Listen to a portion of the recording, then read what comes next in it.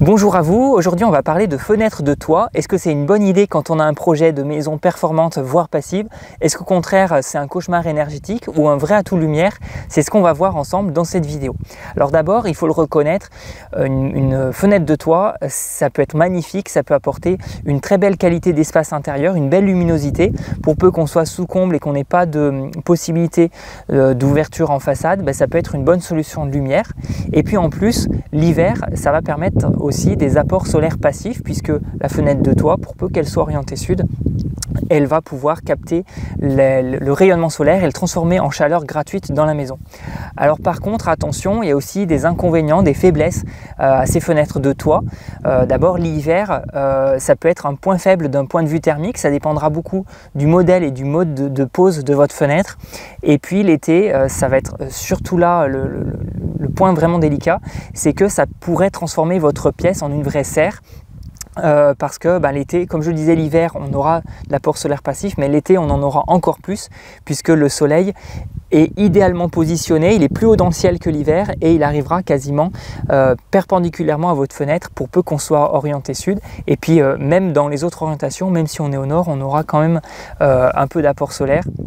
Donc il y a une grande difficulté à ce niveau-là, c'est la manière dont on va gérer les surchauffes. Alors ceci étant dit, c'est pas pour ça que ça écarte complètement les fenêtres de toit des projets.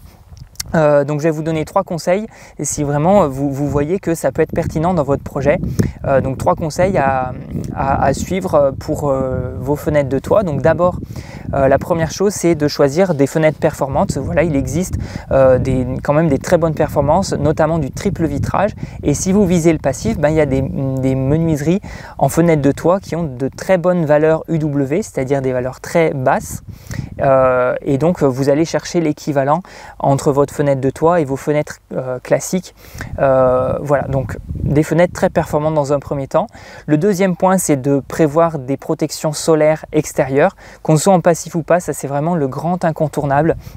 Et c'est beaucoup plus efficace que des stores intérieurs pour se protéger des surchauffes.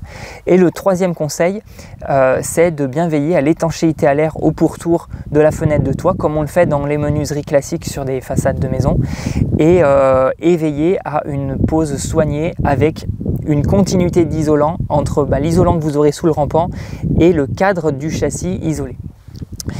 Voilà, donc en résumé, si c'est pertinent dans votre projet d'avoir une fenêtre de toit, sachez que c'est possible. Après, pour ma part, c'est vrai que dans mes projets, j'essaye quand même de l'éviter pour 2 raisons. D'une part, c'est que c'est quand même plus difficile de se protéger du soleil, même si on a un store extérieur. C'est plus difficile de le faire quand on est en toiture avec une inclinaison vraiment idéale par rapport au soleil que par rapport à des fenêtres qui sont verticales. C'est vrai que côté sud, c'est très facile de se protéger du soleil verticalement. La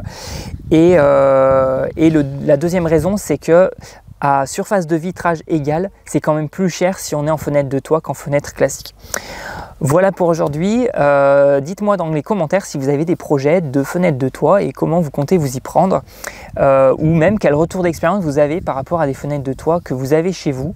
Voilà, si cette vidéo vous a intéressé, n'hésitez pas à la partager autour de vous, à liker et à vous abonner. Je vous souhaite une très bonne journée, je vous dis à bientôt. Ciao!